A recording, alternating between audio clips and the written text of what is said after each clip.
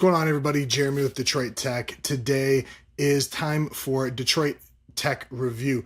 So usually Corey is joining me here. I am, however, feeling sick. I'm not sure if you can tell by my voice, so I felt it would be quite rude to bring him over here and get him sick as well, because we both have other jobs and need to, go to them to get paid. So we've got a cool show. It's gonna be a little bit briefer than usual here, because obviously we're not having the back and forth, but I got a couple cool topics here that are rather important to me, and then a couple that are just kind of interesting. So let's get into it. So first thing here is this past Tuesday, DJI announced their new drone, the Mavic Air, and it actually looks pretty freaking cool. So it folds up just like the Mavic, but it's just way, way smaller. When it is unfolded, it looks it's a little bit bigger than the DJI Spark. When folded down, however, it is way smaller. It's like that, basically. And I have pretty small hands. I can't even pull a basketball. Let's see here. Important things. It shoots 4K at 30 FPS at 100 megabytes per second, which is pretty cool. It does shoot 120 frames per second, 120 frames per second at 1080p.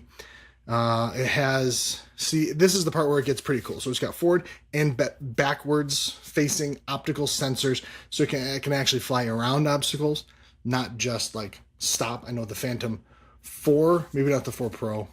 I don't remember. We'll just, go forward and stop. When you put it in sport mode, it does fly as fast as 42.5 miles per hour, which is pretty fast. Although in the sport mode, you can't, the obstacle detection stuff doesn't work, but that's pretty freaking fast overall. I think the only one of their drones that flies faster than that is the Inspire, which is like $3,000 at like the minimum, where this thing is basically $1,000. Well, it's like $799, and when you add extra batteries and all that stuff, you can get up to about $1,000. It's pretty freaking cool. They also made, it's kind of funny, they made a really big point about the cooling. I guess some of their other models, I didn't see this a lot, but I guess some of the Mavics, the original Mavic Pros had some issue with cooling. So they've got some cool airflow design stuff to go through the body, through all the important pieces, digital parts that get warm, probably some of the power delivery as well, to keep that cool goes right out the back. So that's a pretty cool thing.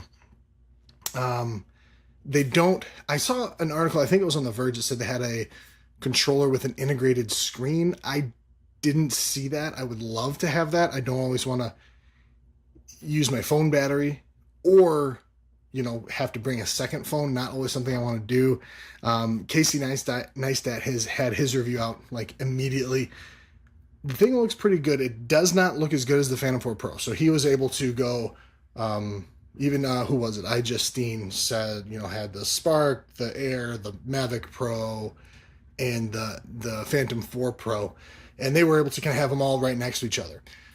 In Justine's video, it actually looked like a Spark had some of the best color reproduction, but that only shoots at 1080, so it's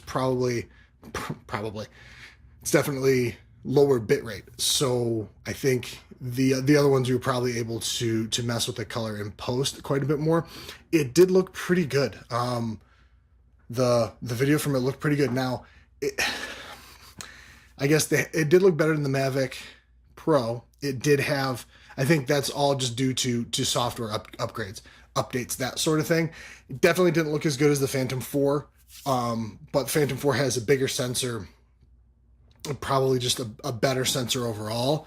I think, though, at this price point, it is a pretty awesome buy, basically at $1,000 with a bunch of extras, that sort of thing. So it's pretty cool. It's definitely something I'm going to be, my wife and I are going to try to go to Iceland on a vacation in the nearish future, next year or so. So it's definitely something I'm going to look for, possibly for that. And moving on here to phone information. Red has given us some more information regarding their hydrogen phone. Supposedly it'll be launching this summer.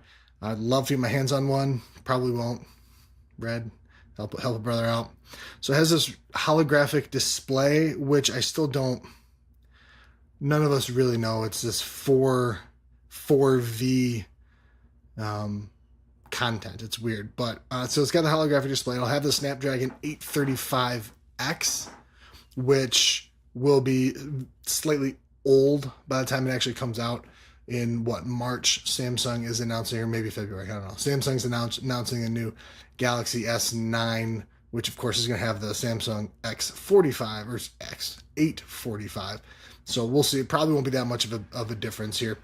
The phone has a dual SIM slot, which is pretty cool. 4,500 milliamp hour battery, which is insane. That's huge. 5.7-inch screen. I like him to be closer to 6, but it doesn't really matter. 2560 by 1440, which is great. USB-C, of course, micro SD card support, which shooting at the level that the cameras are supposed to shoot at, you're going to need a micro SD card slot unless they have, even if they have, a 256 gig built-in drive on the phone, you're going to want some extra, be able to pull on and off. That'll probably be easier, just have a SIM card for that. It'll have a headphone jack, which is cool. I wonder if you'll be able to do like audio monitoring with that, like shooting on the phones, I don't know, or on the cameras. And it will have so on the front and the rear, it'll have dual cameras, both on the front and the rear. So it'll be cool to see kind of what they're using that. It's probably for that 4V content for like the screen, I don't know. And they will be able to shoot in RED's raw R3D format, which is basically the format that all of their camera, their $60,000 cameras shoot in. So that's insane. It's probably, I'm willing to bet it'll be, the phone itself will be fine. I feel like not that many people care about the actual call quality anymore, as long as they can get like the stuff done that they need to get done. It's about everything else. I think the camera will be phenomenal, obviously. I think there'll be some mixed reviews. I think most people will say the camera is awesome. It's really, really cool, but overall, I think that'll kind of be where they come. And supposedly around $1,200 or so for the price point. Pretty expensive for entry level like version of a phone. I mean, I got my Pixel 2. I kind of went all the way up as far as I could go, and it didn't cost that much. But it may or may not have as good as the camera. Google software is pretty intense with what they've been doing, so we'll see about that. Let's see here. Google Bulletin. Google has announced an app for hyperlocal news that anybody can post on. So to steal something from Luke and Linus, it's Reddit, basically. But it looks kind of cool. So it's, first for you to crowdsourced hyperlocal news. Limited pilot program, of course, it's in Nashville and Oakland, California. My notes that I have, lets users post photos, video, and messages directly to the web, straight from their phones without needing an existing blog or website, which is pretty cool. They have their own, they do have a little small website on it. You can request early access. I don't know if you'll get it at all if you're not in those cities. It's posts.google.com/bulletin/share. If you Google Bulletin, you'll find it. So they're saying it's open. That's my cat whining in the background if you can't hear. So the cool thing is you don't need a blog or something else to be able to post this stuff. So, lightweight app, tells a story by capturing photos, video clips, and text right from your phone, published straight to the web. If you are comfortable taking photos or sending messages, you can create a bulletin story that's on their site. Interesting. I'm curious to see how it's going to pan out. You're allowing people to just post stuff. If there's anything we know about the internet, is that just letting people post stuff oftentimes kind of gets rough. YouTube comments. Go look at YouTube comments of popular videos. You'll see what I mean. It's weird. I think it's kind of an interesting idea. If people take it seriously, if it's, kind of like Reddit, if it is like moderated properly and curated properly, I think it'll be pretty cool. give you an idea of, well, it could be just a way to find out. Like I live in Ferndale, Michigan, so it gives me an idea of local, like hyperlocal. Ferndale has these things going on that maybe I wouldn't have otherwise been able to see because I had to go to this really weird specific website or something. So I don't know, it could be pretty cool. And here's a weird kind of this last topic. Like I said, I kind of wanted to go through these. I wanted to get something out to you guys, let you know things that are interesting to us. But this last, that cat, this last one, there is a chat room app, a chat room app for your phone that you can only use when your phone is below 5%. So if your battery has anything higher than a 5% charge, it's called Die With Me. Die With Me won't open up its doors. Once you're in, if you charge up to higher than 5%, it automatically just kicks you right out, which I guess it's just this fun little thing. She will not be quiet.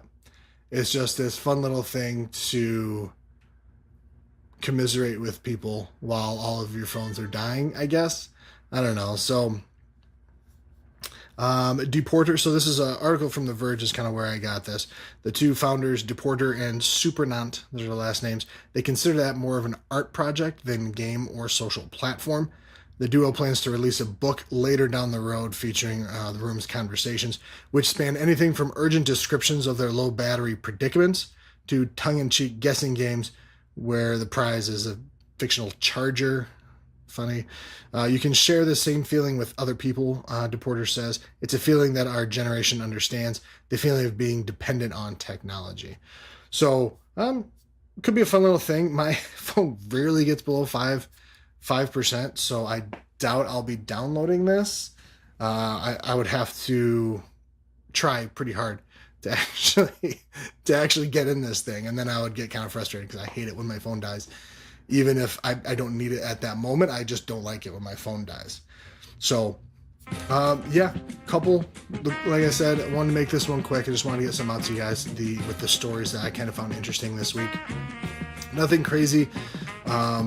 This will, it's Monday by the time you guys are seeing this. This is Sunday today when I'm shooting this because I'm just not feeling that great. Next week, I know last Detroit Tech Review we mentioned we're going to be having a video up about kind of renovating our studio.